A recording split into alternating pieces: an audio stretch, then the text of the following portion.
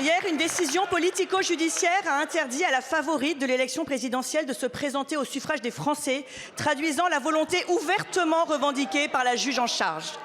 Alors, dans une démocratie normale, interjeter appel, ce qui a été fait aujourd'hui même à midi, annule la décision de première instance et rétablit à tout justiciable la présomption d'innocence. Cela vaut donc pour tout le monde, sauf pour Marine Le Pen. 4 ans de prison, dont 2 fermes.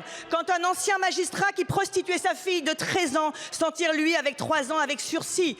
Est-ce de la justice? Pas d'enrichissement personnel, pas de corruption, incapable de la moindre récidive puisqu'elle n'est ni présidente de parti, ni députée européenne. Marine Le Pen est aujourd'hui condamnée parce qu'elle est Marine Le Pen. Entre 2 déclarations d'amour à l'ancienne candidate d'extrême gauche Eva Joly, Madame de Pertuis explique même que le seul fait de se défendre et d'exercer son droit fondamental est un motif de condamnation à l'exécution provisoire.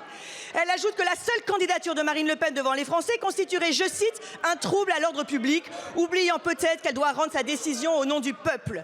L'état de droit est bafoué, les recours effectifs sont anéantis. La liberté des électeurs, pourtant rappelée la semaine dernière par le Conseil constitutionnel, est annihilée.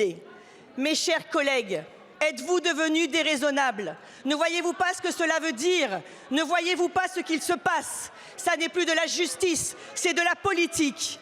Alors, à ceux qui désespèrent, comme à ceux qui croient nous abattre, ne soyez certains que d'une seule chose, cette attaque est un moteur supplémentaire dans notre combat pour la France et les Français. Alors, ma question, Monsieur le Premier ministre, est la suivante. Quelle sera la légitimité du président élu lors de cette élection, lorsqu'une décision d'appel relaxera Marine Le Pen? Et à ce moment-là, Monsieur Bayrou, que restera-t-il de la démocratie?